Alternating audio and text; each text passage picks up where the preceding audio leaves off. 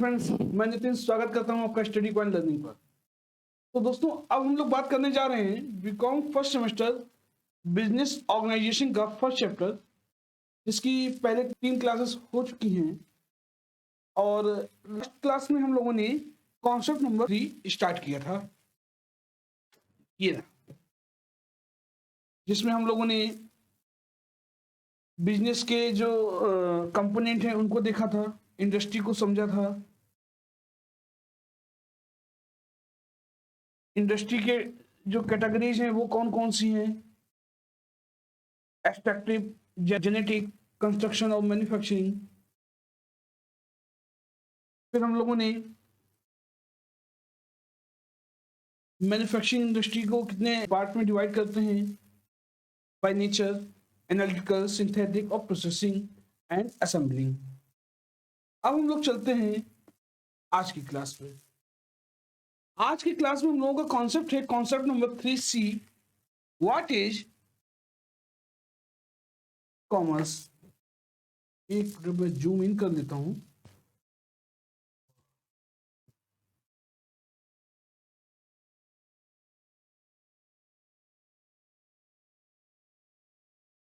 तो बच्चों, कॉमर्स क्या है? तो दोस्तों, हमारा सवाल है कि कॉमर्स क्या है। कॉमर्स को हिंदी में वाणिज्य कहते हैं।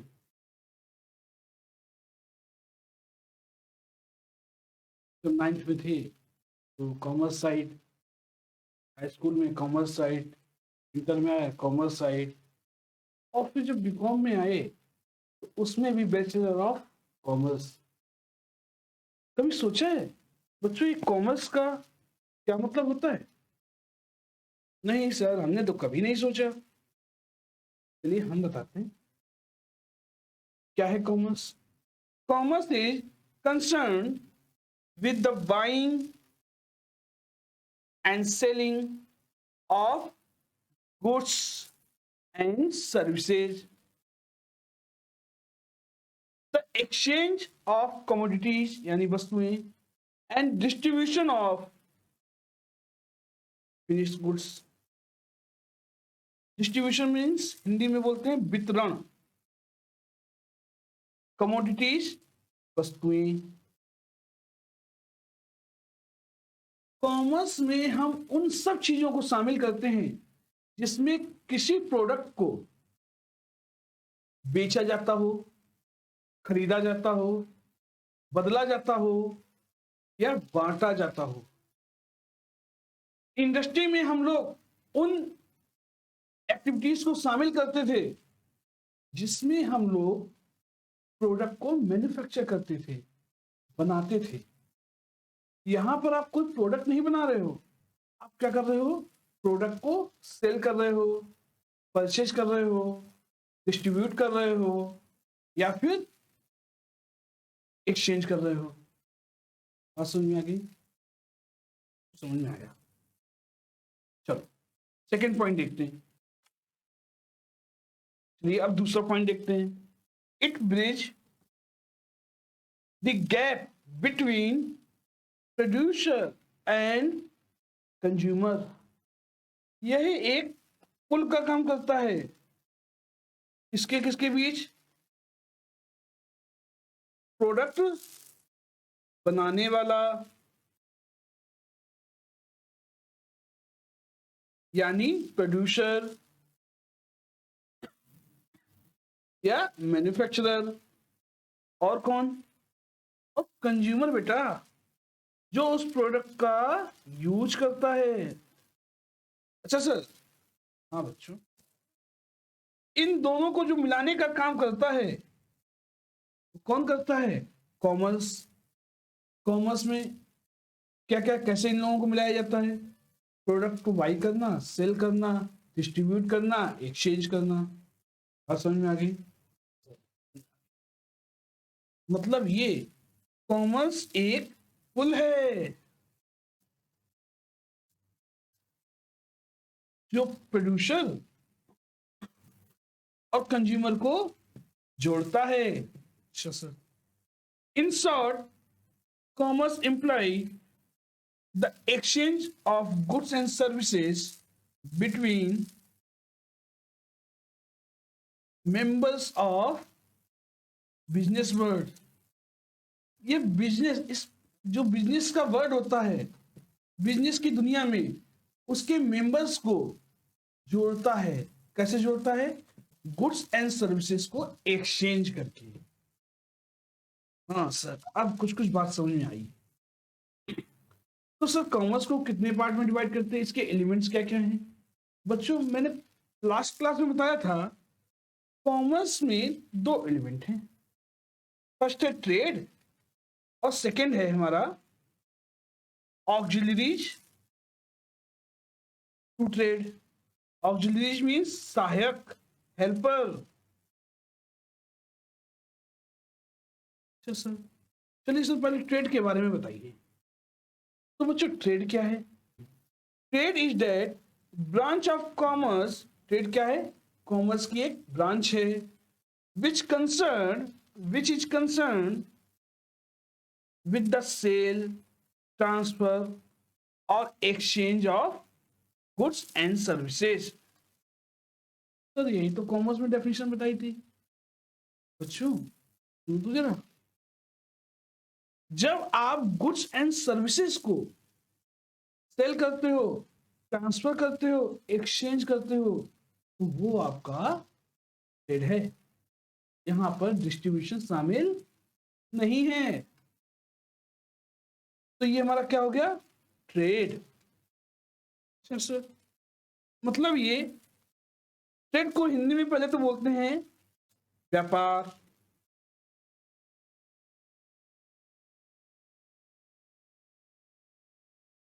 ट्रेड एक कॉमर्स की ही ब्रांच है जिसमें प्रोडक्ट को सेल, एक्सचेंज और ट्रांसफर किया जाता है। ठीक है सर।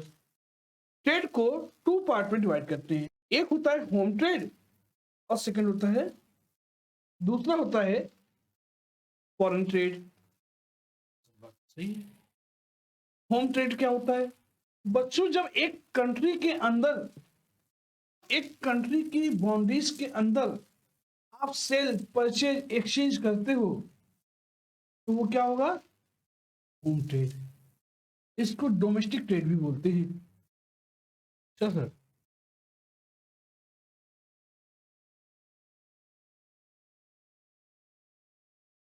और जब आप sell, purchase, exchange out of country करते हो, मतलब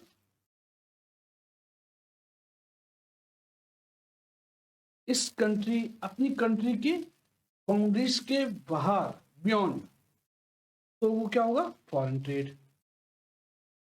तो सर होम ट्रेड को कितने पार्ट में डिवाइड किया जा सकता है? बच्चों होम ट्रेड जो हमारा डोमेस्टिक ट्रेड होता है उसको टू पार्ट में डिवाइड करते हैं। पहला है होता है होलसेल और दूसरा होता है रिटेल ट्रेड।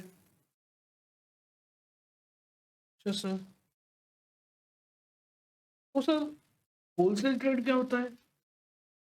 जब कोई व्यक्ति लार्ज अमाउंट में, लार्ज क्वांटिटी में प्रोडक्ट को परचेज करता है मैन्युफैक्चरर या प्रोड्यूसर से, और वो उनको स्मॉलर क्वांटिटीज में रिटेलर को सेल करता है, तो उस ट्रेड को कहते हैं होलसेल ट्रेड।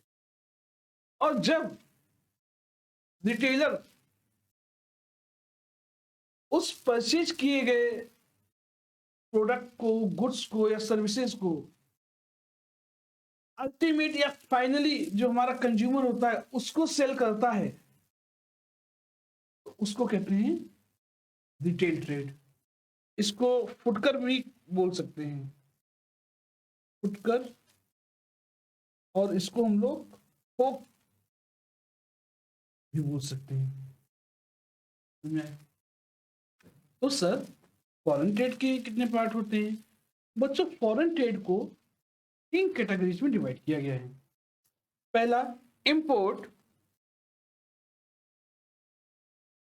दूसरा एक्सपोर्ट और तीसरा है हमारा री एक्सपोर्ट।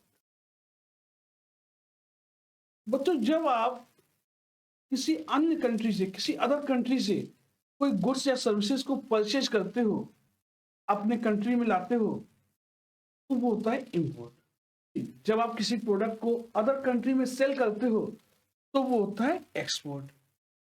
और जब आप किसी अदर कंट्री से कोई प्रोडक्ट परचेज करके किसी अदर कंट्री में सेल कर दो, तो उसको कहते हैं री एक्सपोर्ट। समझ में आ गई? थोड़ा थोड़ा समझ में आया बच्चों? अभी इनकी सबकी विस्तार से चर्चा करेंगे। अच्छा सर।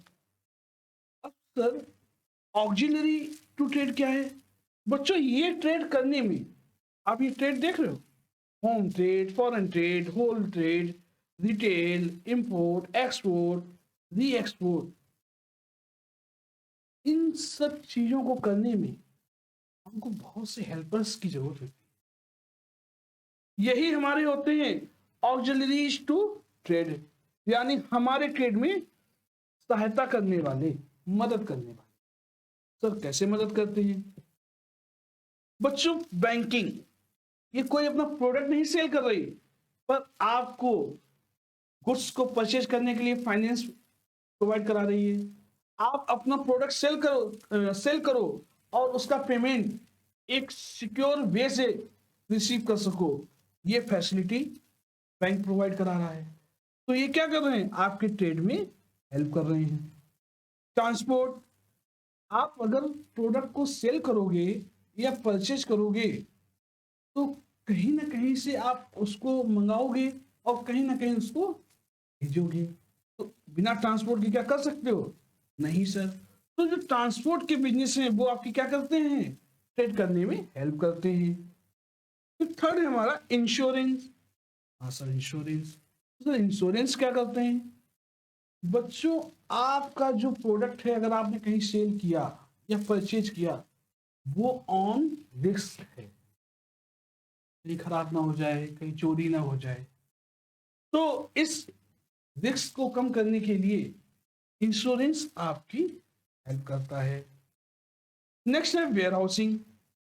हाँ सर, वेयर हाउसिंग क्या है? बच्चों आप जो प्रोडक्ट सेल कर रहे हो या परचेज कर रहे हो, उसको कहीं ना कहीं स्टोर तो करोगे, कुछ ना कुछ आपका स्टोरेज एरिया होना चाहिए। तो कहाँ पर करोगे? वेयर हाउस में करोगे। एडवर्टाइजमेंट, कंज्यूमर को आपके प्रोडक्ट के बारे में जानकारी कराना, इसमें आपकी कौन मदद करेगा? जो एडवर्टाइजिंग कंपनीज हैं। और फिर आपका आता है अदर सर्विसेज। अदर सर्विसेज में बच्चों आता है स्टॉक मार्केट, जो आपको मार्केट में किस चीज की डिमांड है या मार्केट की क्या कंडीशन चल रही है, सर कैसे बताता है? सर कैसे बताता है? बच्चों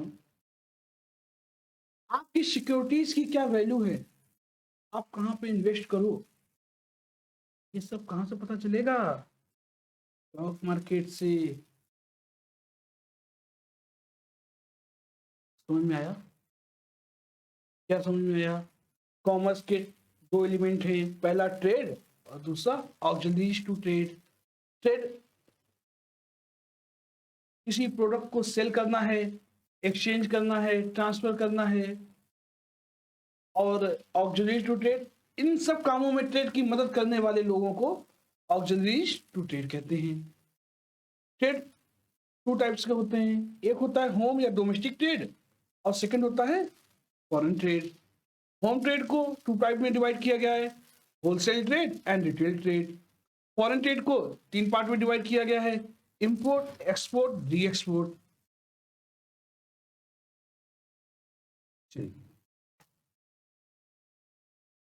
अब बात करते हैं होम ट्रेड की। होम ट्रेड क्या है sir? It is concern with the purchase and sale of goods with in boundaries of a country. अच्छा सर, जब किसी एक कंट्री के अंदर किसी प्रोडक्ट या सर्विसेज का सेल और परचेज किया जाता है तो वो आपका कौन सा ट्रेड होता है? Home trade. अच्छा सर। सर होम ट्रेड को और क्या क्या कहते हैं? बताया तो था बच्चों। होम ट्रेड को हम लोग कहते हैं domestic trade.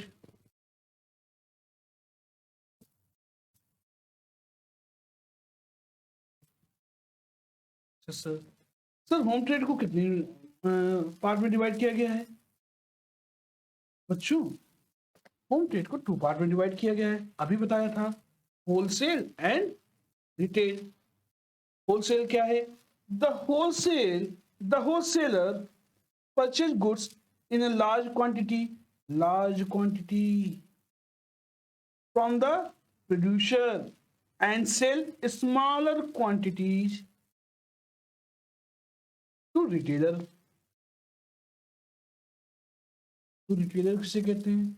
The retailer procures goods from wholesaler wholesaler or manufacturer and sell them to the final consumer। समझ में आ गई? हाँ सर समझ में आ गई। फॉरेन ट्रेड क्या है? It refer to purchase and sale of goods by the trader located in foreign country. मतलब ये, इस ट्रेड में जो भी प्रोडक्ट परचेज या सेल किया जाता है वो अदर कंट्री में किया जाता है। अच्छा। अच्छा, इसकी एक खासियत होती है बच्चों, जब आप फॉरेन कंपनी में ट्रेड करते हो तो वो फॉरेन करेंसी में होता है, जैसे कि dollar. Your payment are required to be made in foreign country। Sir sir foreign trade को कितने पार्ट में डिवाइड किया है? अभी तो बताया था बच्चों। इंपोर्ट, एक्सपोर्ट और री एक्सपोर्ट। देखिए इंपोर्ट किसको कहते हैं? The purchase of foreign goods from home consumption. जब आप परचेज करते हो फॉरेन गुड्स को, किसके लिए? कंज्यूम करने के लिए, तो वो क्या होता है? इंपोर्ट। ठीक है सर। एक्सपोर्ट किसे कहते हैं? The supply of domestic goods to foreign buyer. जब आप अपने देश के सामान को, अपने देश के गुड्स को किसी फॉरेन बायर को बेचते हो तो वो क्या है? एक्सपोर्ट है वो। गुड। फिर थर्ड, री एक्सपोर्ट। इसमें आप क्या करते हो? इंपोर्ट करते हो फॉरेन गुड। पहले तो इंपोर्ट किया, फिर उसको, उसी गुड्स को किसी अदर कंट्री में आपने क्या कर दिया? एक्सपोर्ट कर दिया। बहुत सी ऐसी चीजें होती हैं बच्चों, हम लोग किसी अदर कंट्री से खरीदते हैं और किसी अदर कंट्री में कुछ मॉडिफिकेशन भी कभी कभार करते हैं और किसी अदर कंट्री में बेच देते हैं। समझ में आ गया ना? हाँ सर। सर अब ऑक्सिडाइज्ड टू ट्रेड क्या होता है? देखो बच्चों, in addition to trade, commerce also includes several adds to trade। मतलब बिजनेस में सहायक, ट्रेड में मतलब ट्रेड में सहायक, विच फैसिलिटेट एक्सचेंज ऑफ गुड्स। जो गुड्स को एक्सचेंज करने की फैसिलिटी देते हैं। क्या क्या है? Number 1, transportation, carry goods from producer to trader and finally to consumer। yes sir। warehousing, holding and preservation of goods finally consumed। मतलब ये बच्चों कि जब तक प्रोडक्ट फाइनली कंज्यूम ना हो जाए, सेल ना हो जाए, तब तक आपके प्रोडक्ट को सिक्योर, सेफ रखना बहुत जरूरी है। और वेयर हाउस में ही उसको स्टोर किया जा सकता है और सेफ रखा जा सकता है। अच्छा सर। फिर नेक्स्ट है इंश्योरेंस। इस facilitate trade by providing a cover against loss and damage of goods and services. मतलब ये कि आपके प्रोडक्ट में कोई लॉस हो जाए या डैमेज हो जाए, उसकी सिक्योरिटी के लिए आपको इंश्योरेंस कराना चाहिए। तो ये क्या कर रहा है, आपके ट्रेड में हेल्प कर रहा है। फिर नेक्स्ट है packaging. It helps to protect goods during the transit and storage. Packing अच्छी होगी ना तो गुड्स और को कहीं भी लाना ले जाना आसान होता है, वो सेफ रहता है और इजीली उनको स्टोर किया जा सकता है। बैंक बताया था, credit to business, credit to businessman and save mode payment. समझ में आ गई। एंड लास्ट है हमारा एडवर्टाइजमेंट। नॉलेज देना, किसको नॉलेज देना, बायर को, to the knowledge of prospective buyers, जो हमारे संभावित बायर्स हैं उनको। समझ में आ गई। चलिए, अगर आपको मेरा ये वीडियो अच्छा लगा हो प्लीज लाइक करें, सब्सक्राइब करें। Thank you so much.